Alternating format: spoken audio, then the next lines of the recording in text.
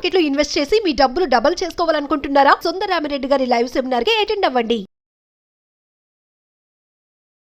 Hi hello నమస్తే, welcome back to Suman TV. ప్రస్తుతం మనతో పాటు ఉన్నారు assistant professor in marketing Ramakrishna గారు. సార్తో మాట్లాడదాం. నమస్తే సార్. నమస్కారం అమ్మా. సార్, బర్త్ రైట్ సిటిజన్షిప్, పౌరసత్వం హక్కు మరి చూస్తున్నాం మనం ఆర్టికల్స్. ట్రంప్ ఏదైతే హక్కు ఉందో తీసేస్తాను అంటున్నారు. మరి అక్కడే పుట్టి అక్కడే పెరిగిన వాళ్ళు మనం ఇంకా కొన్ని చూసుకుంటే డెలివరీ టైంలో ఇక్కడి నుంచి అక్కడికి వెళ్ళి అక్కడ డెలివరీ అవ్వడం, అక్కడ పుట్టిన తర్వాత వాళ్ళకి గ్రీన్ కార్డ్ రావడం, ఇవన్నీ ఉన్నాయి కదా. సార్, సిటిజన్షిప్ అనేది రిమూవ్ చేసేస్తానా అంటున్నాడు ట్రంప్. మరి రేపు జనవరి నుంచి ఆయన ప్రమాణ స్వీకారం చేశాక ఎలా ఉంటుందంట అది? వీటిపైన ఇవన్నీ చెప్పినవన్నీ చేస్తారా? నిజంగానే దీన్ని రద్దు చేసేస్తారంటారా? ఇవన్నీ మాట్లాడుకునే ముందు ఒక విషయం మనం గుర్తుంచుకోవాలి. ట్రంప్ ఇంకా అమెరికా ప్రెసిడెంట్ కాదు. జనవరి 1, 2025 దాకా అతను ప్రెసిడెంట్ ఎలక్ట్ అంతే. కాబట్టి 25 జనవరి 1 వచ్చిన తర్వాత ఆయన ప్రమాణ స్వీకారం చేసి ఆఫీస్లోకి వెళ్ళి అప్పుడు ఏమేమి నిర్ణయాలు తీసుకుంటారన్న దాని మీద మనం ఎంత డిస్కస్ చేసినా మనకు క్లారిటీ ఉంటుంది. ఇదిగో ఇది ఇలాగాని. కాకపోతే ఆయన ఎప్పటి నుంచో కొన్ని విషయాల్లో చాలా క్లియర్గా ఉన్నారు. ఆయన ఇన్ఫ్యాక్ట్ ఈసారి ఎలక్ట్ అవ్వడం కూడా కేవలం ఒక మేజర్ అంటే ఎలక్షన్ ప్రామిస్తోనే ప్రభావితం చేశాడు. ఏమిటయ్యా అంటే ఇల్లీగల్ ఎలియన్స్, అంటే దేశంలో అక్రమంగా వలస వచ్చిన వాళ్ళు ఎవరైనా ఉంటే వారికి సంబంధించి వారికి కలిగే ఏమైనా ఇవి ఉంటే ప్రివిలేజెస్ ఏమైనా ఉంటే అవి తీసేయడం కానీ, వారి పిల్లలకు పుట్టే దానికి బర్త్ రైట్ ఇవ్వకపోవడం కానీ, ఇలాంటివన్నీ చాలా క్లియర్గా ఉన్నారు. అని మొదటి నుంచి ఈ ఒక్క విషయం మీద చాలా సీరియస్ ఉన్నారు. కాబట్టి మనం బర్త్ రైట్ సిటిజన్షిప్ అనే ఒక అంశం గురించి మాట్లాడుకోవాలంటే ఇక్కడ భాగాలుగా ఉంటాయి అన్నమాట. ఒక్కొక్క విషయం మీద మనం డిస్కస్ చేసుకోవాలి. మొట్టమొదటిది ఏంటంటే ఇల్లీగల్ ఏలియన్ అని ఎవరు వచ్చినా వారికి బర్త్ రైట్ సిటిజన్షిప్ లేదు, వారిని నిర్మోహమాటంగా వెనక్కి పంపించేస్తాము అన్నది ఆయన ఎలక్షన్ ప్రామిస్. అసలు ముందు రానివ్వకుండా చూడాలన్నది కూడా ఆయన కోరిక. ఆయన లాస్ట్ టైం ఉన్నప్పుడే మొత్తం మెక్సికో బార్డర్ నిండా బార్డర్ వాల్ కడతామన్నారు. దానికి వ్యతిరేకంగా డెమోక్రాట్లు చాలా గోల చేశారు. ఇక్కడ చిన్న తేడా ఏంటంటే ఇప్పుడు భారతదేశానికి పాకిస్తాన్కి కూడా చొరబాట్లు ఉంటాయి. కాకపోతే అక్కడ చొరబాట్లు చేసేది మన దగ్గర బాంబులు పెట్టడానికి, ఇక్కడ చొరబాట్లు చేసేది ఎందుకయ్యా అంటే అక్కడ దేశంలోకి వెళ్ళిపోయి అక్కడ కొంచెం సుఖంగా బతుకుతాము. ఇలాగ దాని ఏమంటారు, ఒక చైన్ ఇది ఉంటుందన్నమాట. ఇమిగ్రేషన్ అంటే ఏంటి, ముందు ఒకడు వస్తాడు, వాడు ఎలాగోలా కష్టపడి ఏదో లోకల్గా సంపాదించుకుంటాడు. ఇంకా తర్వాత వాళ్ళ అమ్మ, వాళ్ళ నాన్న, వాళ్ళ భార్య, పిల్లలు, ఈ చైన్ సిస్టంలో అందరిని పట్టుకురావడం అనేది ఇంకొక టెక్నిక్ అనమాట. అసలు మొదట ఆదిలోనే తుంచేద్దామని ఈ నిర్ణయం తీసుకున్నాడు. సో ఇల్లీగల్ ఎమిగ్రెంట్స్ ఎవరున్నా వారికి ఇవేవి నిబంధనలు వర్తించవు, వారికి అసలు సిటిజన్షిప్ వచ్చే అవకాశం లేకుండా చేయాలన్నది మొట్టమొదటిది. రెండవది, అక్కడ పుట్టినందుకు గాను సిటిజన్షిప్ వచ్చేయడం.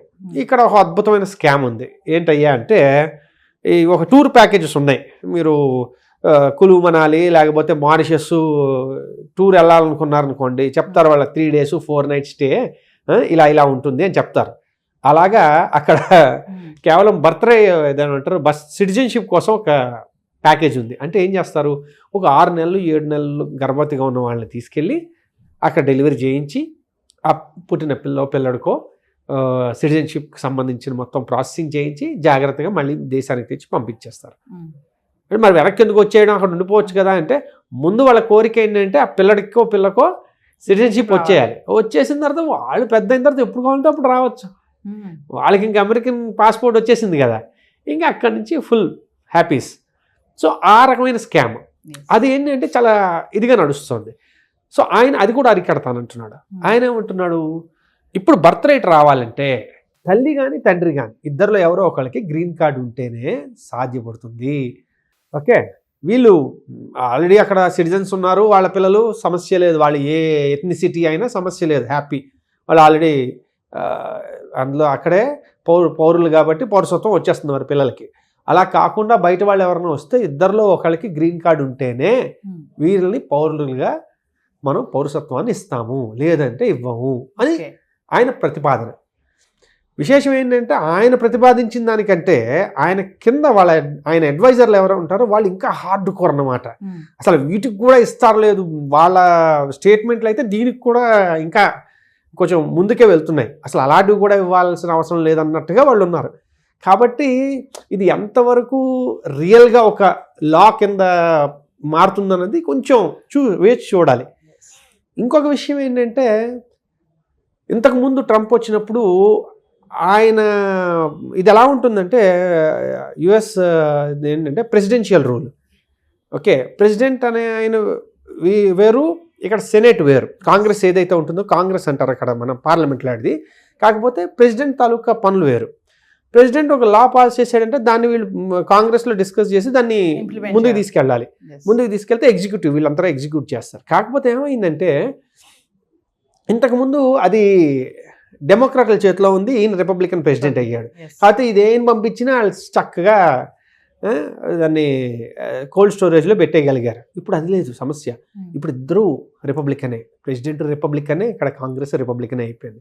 ఇది సరిపోదన్నట్టు ఇక్కడ వీళ్ళ జ్యుడిషియల్ సిస్టమ్ ఉంటుంది. అది ఎలా ఉంటుందంటే 9 మంది జడ్జిలు ఉంటారు ఇలాంటి పెద్ద పెద్ద విషయాల్లో. మన సుప్రీంకోర్టులో లాగా ప్రతి చిన్న విషయానికి వెళ్ళి సుప్రీంకోర్టులో కేసులు వేయడానికి ఉండదు. ఏమైనా కాన్స్టిట్యూషనల్ పెద్ద పెద్ద ఇష్యూస్ మాత్రం సుప్రీంకోర్టు దాకా వెళ్తాయి. ఆ సుప్రీంకోర్టు జడ్జిల్లో జనరల్గా ఎలా ఉండేదంటే కొంచెం బ్యాలెన్స్ ఉండేది. ఓకే, 5-4 లేకపోతే 4-4 ఒకళ్ళు ఇండిపెండెంట్ ఇలా ఉండేది. ఎందుకంటే వాళ్ళు నామినేట్ చేస్తారు, దాని ఏమంటారు, ఎవరు అధికారంలో ఉన్నారో వాళ్ళు నామినేట్ చేస్తూ ఉంటారు. ఓకే, ఇప్పుడు అది కూడా రిపబ్లికన్లే ఎక్కువ ఉన్నారు. దాదాపు 6 జడ్జిలు రిపబ్లికన్లే. కాబట్టి ఇప్పుడు ఈ ఒక్క విషయంలో మనం వాళ్ళు ఇంతకుముందు మాట్లాడినా చేయలేకపోయారు, ఈసారి మాట్లాడినా చేయగలడానికి అన్ని రకాల దారులు తెరిచి ఉన్నాయి. కాబట్టి ఆయన గోడ కడతానంటే కట్టచ్చు, వీళ్ళందరినీ వెనక్కి పంపిస్తానంటే పంపించవచ్చు, ఇలాంటి వాళ్ళకి అసలు పౌరసత్వం ఇవ్వను అంటే ఇవ్వకపోవచ్చు, అది ఆయన ఇష్టం.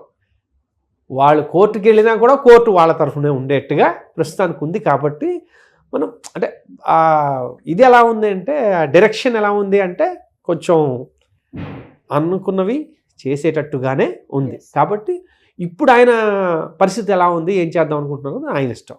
ఓవరాల్గా చూసుకుంటే ఇప్పుడు ట్రంప్ జనవరి నుంచి వచ్చాక H1 వీసా కానీ ఇప్పుడు ఇవన్నీ ఉన్నాయి కదా, గ్రీన్ కార్డే కానీ మీరు అన్నట్టుగా బర్త్ రైటే కానీ మార్పులు నిజంగా జరుగుతాయి అంటారా?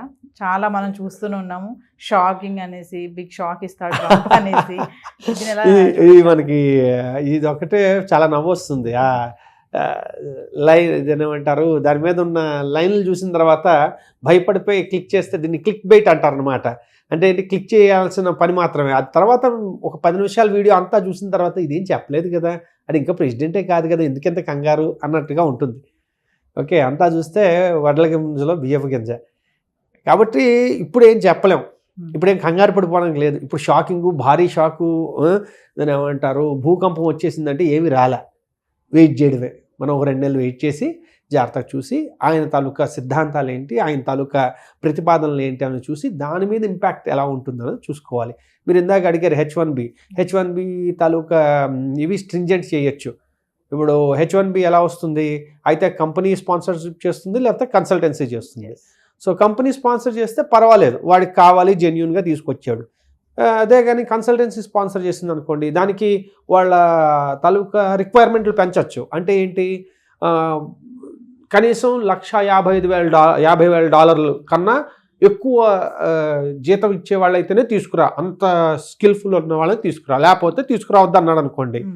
ఎందుకంటే ఇంతకుముందు అలాంటి ప్రతిపాదన ఒకటి వచ్చింది, అందుకని అలాంటిది అంతకుముందు వచ్చినప్పుడు అది అవ్వనప్పుడు ఈసారి అయ్యే అవకాశం ఎక్కువ ఉంది. కాబట్టి అలా అన్నారు అనుకోండి, అప్పుడు ఏమవుతుంది, కన్సల్టెన్సీ ద్వారా వెళ్దాం అనుకున్న వాళ్ళందరూ లాటరీ అయినప్పటికీ వాళ్ళు అంత హై లెవెల్ పేమెంట్ ఉన్న వాళ్ళైతేనే వాళ్ళు అక్కడికి వెళ్ళగలరు.